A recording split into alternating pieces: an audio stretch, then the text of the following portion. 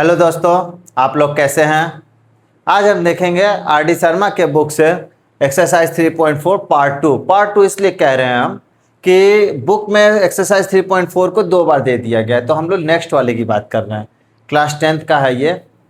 हम देखेंगे question number 11। इसमें हमसे कहा गया है कि 2 इक्वेशन है और k की ऐसी वैल्यू फाइंड आउट करिए कि इनका सोल्यूशन कैसा हो जाए, नो सोल्यूशन हो जाए। क्लियर है। नो सोल्यूशन मतलब x और y की कोई भी ऐसी वैल्यू ना आए जो दोनों इक्वेशनों को सेटिस्फाइड कर सके। सेटिस्फाइड का मतलब क्या होता है कि x और y की वैल्यू हम यहाँ ऐसे रख दे कि इसका मान क्या हो जाए, k के बराबर हो जाए, या यहाँ पे x और y की वैल्यू ऐसे रख दे कि k-3 के बराबर। तो x और y की केवल एक वैल्यू ऐसी हो जो यहाँ भी रखे तो k-3 आ जाए और यहाँ भी रखे तो k आ जाए, उसको कहते हैं हम सोल्यूशन। क्लियर है। तो सोल्यूशन होता क्या है, 3 तरह से सोल्यूशन होता है, समझते हैं हम। पहला होता है वैसे समझते, पहला होता है कि क्या x और y का केवल एक ही मान ऐसा है जो दोनों जगह रखें और k-3 पहले में रखे k-3 दूसरे में, मतलब दोनों इक्वेशन को सेटिस्फाई कर सकता है। तो मतलब x और y का केवल एक ही मान हो सकता है, या x और y का बहुत ढेर सारे मान हो सकते हैं, इनफाइनाइट मान, या x और y का कोई मान ही नहीं हो सकता। ये 3 टाइप के सॉल्यूशन होते हैं। या तो केवल x और y का एक ही मान हो, जो इसको क्या कहते हैं, यूनिक सॉल्यूशन कहते हैं। क्या कहेंगे हम, यूनिक सॉल्यूशन। इसको क्या कहेंगे हम, इनफाइनाइटली मेनी सॉल्यूशन। इसको क्या कहेंगे, नो सॉल्यूशन। क्या कहेंगे, क्लियर है। हमारे पास 3 टाइप के सॉल्यूशन क्या है, यूनिक सॉल्यूशन मतलब x और y का केवल एक ही मान ऐसा होगा जो दोनों इक्वेशनों को सेटिस्फाई, एक्स वाई के ढेर सारे मान होंगे जो इसको भी सेटिस्फाइड कर रहा होगा, इसको भी। नो सॉल्यूशन मतलब कोई मान ही नहीं आएगा। इसको हम कैसे पता करते हैं, बिना दोनों इक्वेशनों को सॉल्व किए हम पता कर सकते हैं कि इनका सॉल्यूशन कैसा होगा। मान लीजिए हमारे पास 2 इक्वेशन है, a1x plus b1y plus c1 equal to 0, a2x plus b2y plus c2 equal to 0। 2 equation है। अब हम इसको वेरिएबल कहते हैं, इसको कोफिशिएंट कहते हैं। वेरिएबल का इसको कांस्टेंट कहते हैं। तो हम कोफिशिएंट लेते हैं a1/a2। अगर b1/b2 के बराबर नहीं है तो हम कहेंगे इनका सॉल्यूशन कैसा, यूनिक सॉल्यूशन है। तो हम फिर c1/c2 नहीं चेक करेंगे, ये c1/c2 के बराबर हो चाहे ना हो हमसे नहीं मतलब है। क्लियर है यहां तक बात। इनफाइनाइटली मेनी सोल्यूशन में क्या होगा, हम अगर ये दोनों बाई चांस बराबर हो गए,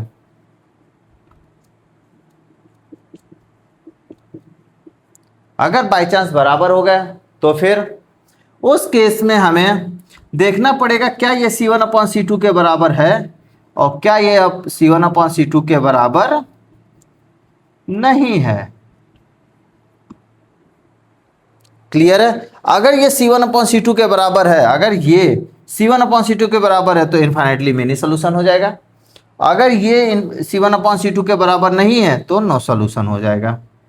क्लियर है। आई होप आप लोग को सोल्यूशन से रिलेटेड सारे डाउट क्लियर हो गए होंगे।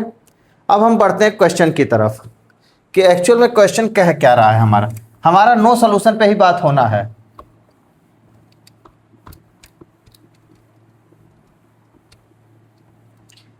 क्या कह रहा है हमारा, नो सॉल्यूशन। नो सॉल्यूशन में हमने अभी देखा, क्या देखा कि a1/a2 तो b1/b2 के बराबर तो है, लेकिन c1/c2 के बराबर नहीं है। अब a1 a2 b1 b2 c1 c2 का मान देखते हैं। यहां से क्या आएगा, इसको हम इससे कंपेयर कराएंगे, a1x plus b1y plus c1 equal to 0 से कंपेयर कराएंगे तो क्या आएगा, kx प्लस 3y माइनस, इसको इधर ले लेंगे क्योंकि c1 देखिए इक्वल्स टू के इधर है, माइनस के प्लस का 3 इक्वल्स टू 0। तो यहाँ से देखिए x का कोफिशिएंट a1, तो x का कोफिशिएंट k, a1 का मान k, b1 का मान 3 और c1 का मान माइनस के प्लस का 3 आया। यहाँ तक क्लियर है। अब नेक्स्ट वाला देखते हैं क्या है, 12x प्लस का ky माइनस का k इक्वल टू 0। के को हमने इधर शिफ्ट कर दिया। अब इसको हम किससे कंपेयर कराएंगे a2x से plus b2y plus c2 equals to 0। अब यहाँ देख रहे हैं x का कोफिशिएंट क्या है a2, x का कोफिशिएंट 12, तो यहाँ से 12, b2 का मान निकल के आया k, c2 का मान निकल के आया माइनस का k। अब यहाँ से हम a1 a2 b1 b2 और c1 c2 का मान यहाँ से पुट करेंगे। क्लियर है? तो a1 का क्या मान है k अपॉन 12। देखिए यहाँ हम रखेंगे क्या, k अपॉन में 12 इक्वल टू 3 अपॉन में k minus k plus 3 upon में माइनस k। अब हम पहले इसको सॉल्व करेंगे, क्लियर है, फिर इसे सॉल्व करेंगे। ऐसा नहीं होगा कि केवल हम इसे ही सॉल्व करके जो k की वैल्यू आएगी वही हम रिजल्ट बता देंगे, नहीं, इसको भी सॉल्व करेंगे और देखेंगे क्या दोनों ऐसा k का मान लेंगे जो इसको भी सेटिस्फाइड करता हो और इसको भी सेटिस्फाइड करता हो, वो k की वैल्यू हम लेंगे रिजल्ट में। देखते हैं कैसे होगा। पहले हम जो पहला है उसको सॉल्व करने की कोशिश करते हैं और वहां से देखेंगे कि k की वैल्यू क्या निकल के आती है। यहां से k upon 12 equals to 3 upon में k, तो यहां से k स्क्वायर इक्वल्स टू 36, तो k का मान क्या निकल के आ गया प्लस माइनस का 6। अब इसको सॉल्व करेंगे, k की यहां से 2 की वैल्यू निकल के आई। अब यहां से देखते हैं क्या निकल के आता है। 3 upon k is not equal to minus k plus 3 upon में माइनस का k। अब यहां हम जो नॉट इक्वल टू है उसको इक्वल टू के तरह ही हम लेंगे, ठीक है, इसको देख के घबराना नहीं है। तो ये क्या हो जाएगा -3k और इधर मल्टीप्लाई करेंगे, क्रॉस मल्टीप्लाई कर रहे हैं हम, माइनस का k स्क्वायर प्लस का 3k। इसको अगर इधर लाएंगे तो क्या हो जाएगा माइनस का k स्क्वायर माइनस का 3k माइनस का 3k is not equal to 0।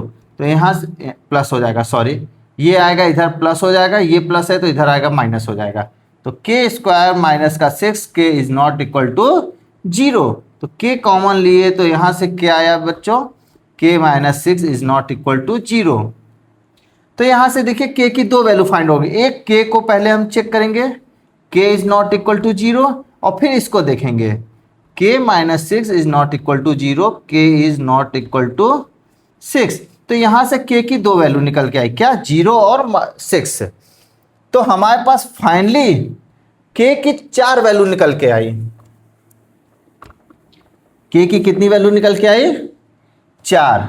क्या क्या, एक जब हम इसको सॉल्व किए तो k की वैल्यू +6 और -6, जब हम इसको सॉल्व किए तो k is not equal to 0 और k is not equal to 6। तो पहले वाले में कह रहा है कि k की वैल्यू 6 भी हो सकती है और -6 भी हो सकती है, ठीक है, हमने k की वैल्यू हमारे पास 2 ठो निकल के आ गई, एक 6 और, लेकिन जब हम दूसरा सॉल्व किए तो कह रहा है कि k की वैल्यू 6 नहीं हो सकती है, तो ये कलर्ट हो गया। और फिर कह रहा है k की वैल्यू 0 भी नहीं हो सकती, ठीक है, 0 भी नहीं हो सकती, तो बचा क्या हमारे पास k की वैल्यू -6। तो हमारा फाइनली रिजल्ट क्या होगा, एट k इक्वल टू -6 पे equation has no solution. Clear हो गया? ये कह रहा है k इक्वल टू 6 होना चाहिए, जबकि ये कह रहा है k इक्वल टू 6 नहीं होना चाहिए, तो इसका मतलब ये कैंसिल आउट हो गया। बचा क्या केवल हमारे पास ये, तो यही रिजल्ट हो जाएगा। क्लियर है? आई होप आप लोग को बहुत अच्छे से समझ में आया होगा। Thank you guys.